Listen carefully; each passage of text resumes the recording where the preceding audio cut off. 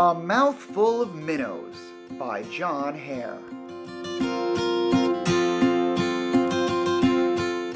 Alfonso loved to fish. It was his very favorite thing to do. One morning he set out to fish for some breakfast. "Good luck," said his friends. Alfonso swam deep into the pond.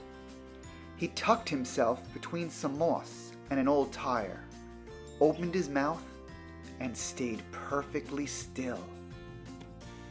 Except for his tongue, Alfonso had a special tongue that looked like a yummy worm if you wiggled it just right. But fishing isn't easy, and not all fish would fall for his trick. Alfonso knew that a true angler had to be patient. Sure enough, a little minnow approached. A delicious worm," said the minnow. Such a small fish did not interest Alfonso. Then the little minnow said, "This worm is so big that I'm going to get my friends so we can share it," and he swam away.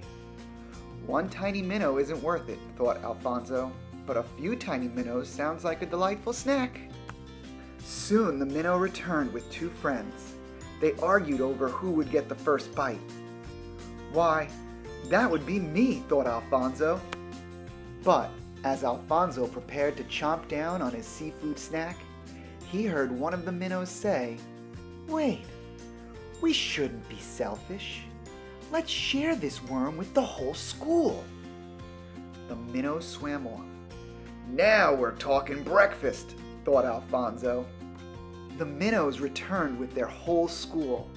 They all crowded into Alfonso's mouth, eager to take a bite of the worm. And just as everyone was about to dig in, one little fish said, "Hey, everyone! Maybe we should invite Big Betty to take the first bite. She's big and slow, but doggone it, it's her birthday." The other minnows agreed, and off they swam. Alfonso was getting very excited. "I won't need to eat for days after this," he thought. A while later, the whole school returned with Big Betty. Alfonso waited for them to squeeze in around the worm. As he waited, Big Betty began to speak. "My, oh my, I am so glad to have all my children and grandchildren with me today," Big Betty said. "Yes, sir, every one of my sweet babies sharing food with me. This is the very best birthday I could ask for." Alfonso lost his appetite. Big Betty, the worm is gone," one of the little minnows cried. "That's okay," said Big Betty. "It's still a great day. Let's go find something else to eat together." Alfonso decided to head back to the surface of the pond. "Who needs breakfast anyhow?" he mumbled. But then he heard one of the minnows say, "Big Betty, look! There's another big juicy worm."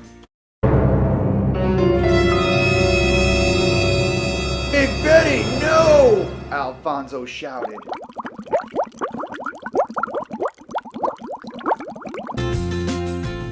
"Mom! Dad!"